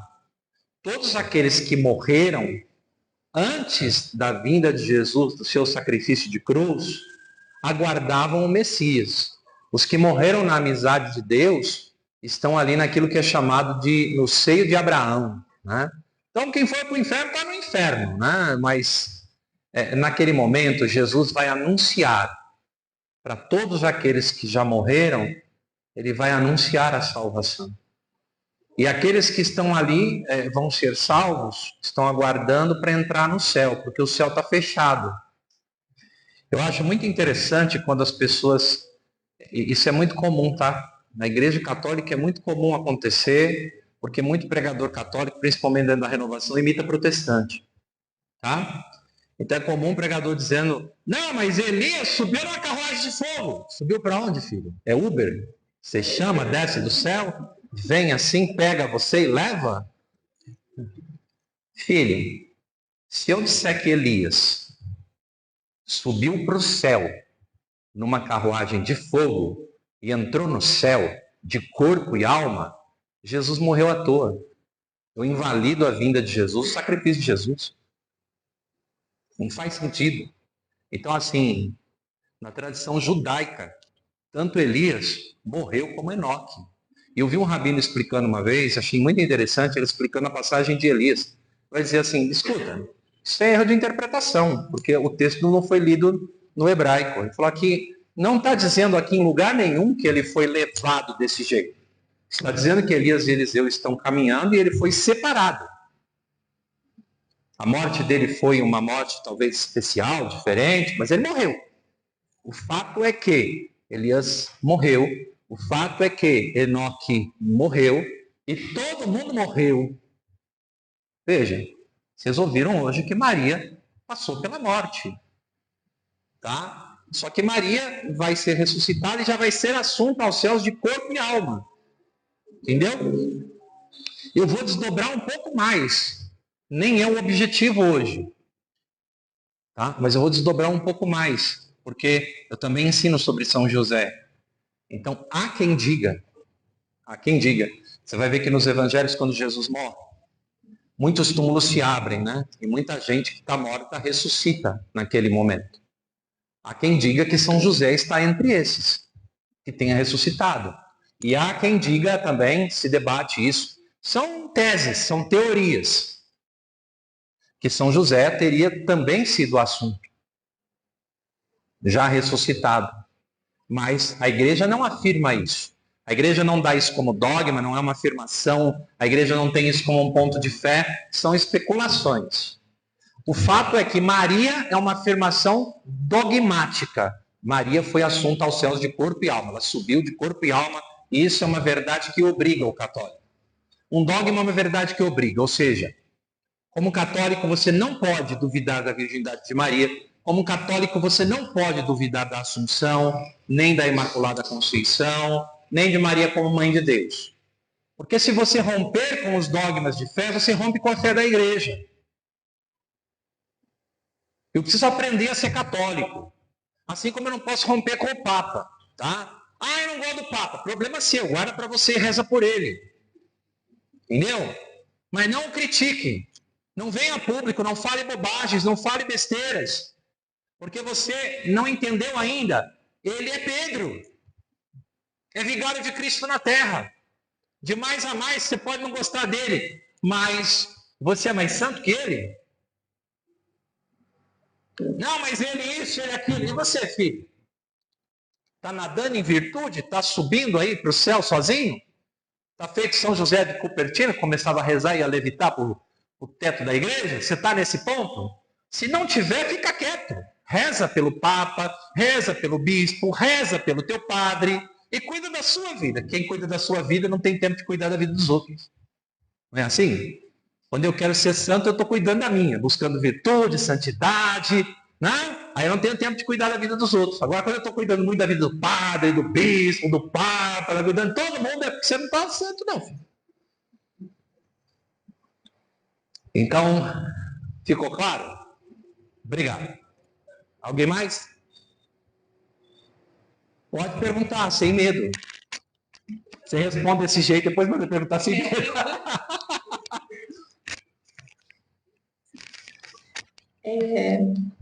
Eu só queria perguntar se você indica algum livro de referência, além do tratado, né, da verdadeira devoção. Glórias de Maria. Glórias de Maria. Santo Afonso Maria de Ligório. Leia Glórias de Maria, leia o tratado. Glórias de Maria é um livro fantástico para você conhecer Nossa Senhora e se apaixonar por ela. Alguém mais? Santo Afonso.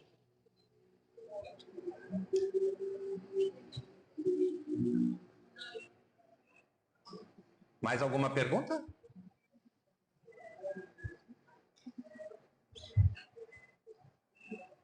Isso é um povo entendido demais, já entenderam tudo, já.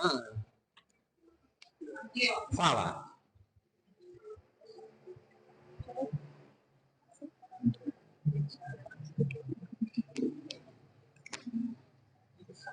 Por que a devoção a Maria é tão necessária nestes últimos tempos? Maria é o melhor caminho para chegar a Jesus. E tudo que nós precisamos agora é chegar a Jesus. Santa Teresa de Ávila costuma dizer que o diabo age assim. Primeiro ele te leva ao pecado, depois ele te afasta de Nossa Senhora. Porque ele sabe que se ele deixar Nossa Senhora por perto, ela vai lá, pega você e leva de volta para Jesus. Então, a chave é essa, entendeu? Por que Maria é tão necessária? Porque Maria é aquela que leva para Jesus. Ela não leva para ela leva para Jesus. É o caminho para a gente voltar para os sacramentos, é o caminho para a gente voltar para a vida de oração, é o caminho para a gente se aproximar de seu filho, é ela. Então, por isso, a gente precisa de pureza, a gente precisa de virtudes nesse mundo que está se perdendo em vícios. Ela é o melhor exemplo também. Tá? Então, pessoal, eu encerro por aqui. Agradeço a todos pela participação. Espero que, se vocês gostaram, chamem outras pessoas para vir. Convide, ainda tem bancos vazios, dá para encher, né? Tragam outras pessoas para cá. Tragam outras pessoas para esse caminho, porque vocês não vão se arrepender. É um caminho maravilhoso. Eu trouxe alguns terços hoje, de novo, de paracorde. Não trouxe muitos, tá? É verdade. Nós estamos aí também no pré-lançamento do livro. A gente está divulgando um livro que vai tratar de batalha espiritual. Eu acredito que no próximo encontro eu trago o livro, se ainda tiver. Porque a gente fez uma tiragem pequena, que é o que nos permite nesse momento, e ele deve chegar semana que vem. E aí vai rápido, tá? Eu vou tentar trazer alguns para cá. O livro chama Defendei-nos no Combate. A gente lançou agora. E eu trouxe os terços de paracorde, tá bom? Que a minha esposa faz. E eu vou estar lá atrás, na mesinha, no final, para que vocês vão lá conhecer os terços, conhecer um pouco o nosso trabalho. Bom, Deus abençoe muito, muito obrigado. E vou passar aqui para a irmã, depois o padre vai nos dar a bênção, tá? Gostaria de agradecer mais uma vez a participação do Márcio, agradecer a participação de vocês nessa formação. Já fica o convite, o próximo encontro, o Márcio vai estar aqui para nos ajudar a discernir também. E vamos ficar de pé, né? Rezar uma Ave Maria pelo Márcio e pela família dele. Ave Maria, cheia de graça, o Senhor é convosco. Bendita sois vós entre as mulheres. Bendito é o fruto do vosso ventre, Jesus. Santa Maria, Mãe de Deus, rogai por nós, pecadores, agora e na hora de nossa morte. Amém.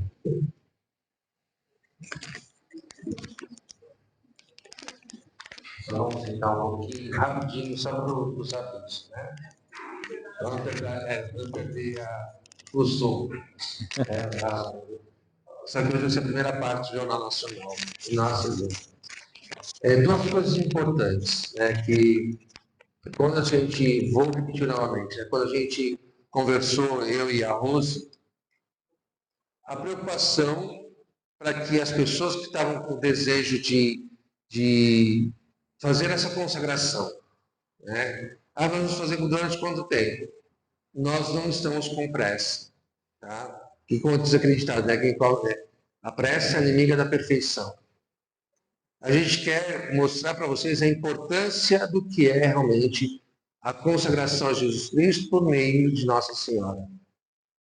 Para nos fazer por achar bonito, por querer fazer, muitas vezes por embalo, porque meu amigo fez, também quero fazer. Não tenho pressa. Quanto mais a gente vai aprofundando, mais a gente vai gostando.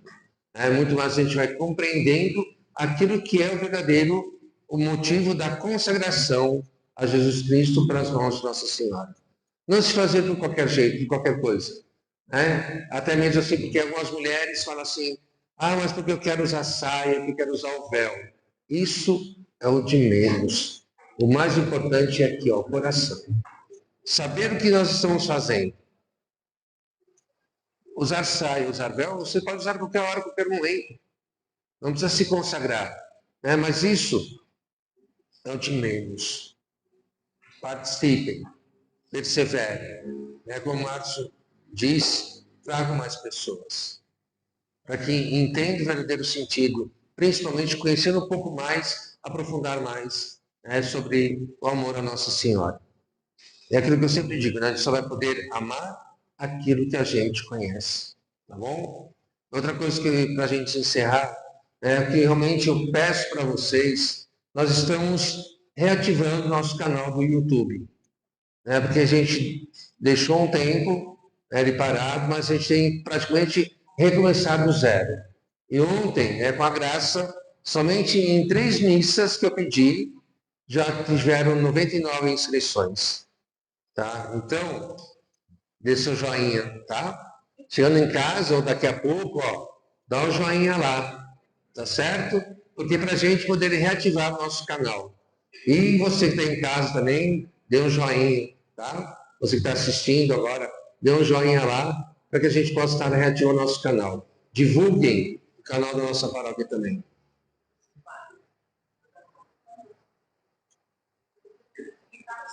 Sim, isso, ela dá um sininho lá, tá? Vocês sabem mais do que eu. Eu falo para você que é analfabeto digital, né? Então já sabe como tem que fazer a inscrição lá. Então vai lá, o joinha e o sininho também para receber as notificações, tá bom? Então vamos ficar em pé para a gente. Foi tão bom, né, que a gente nem viu passar a hora. Praticamente 2 horas que estamos aqui. Né? Então, quando a gente se abre à graça de Deus, a gente não vê a hora passar. Né? O Senhor esteja convosco. Que por intercessão da bem-aventurada sempre Virgem Maria, Deus Todo-Poderoso vos abençoe. Ele que é Pai, Filho e Espírito Santo. Ide em paz e que o Senhor sempre vos acompanhe. E não esqueça depois de passar ali na mesinha e olhar os textos lá, bom?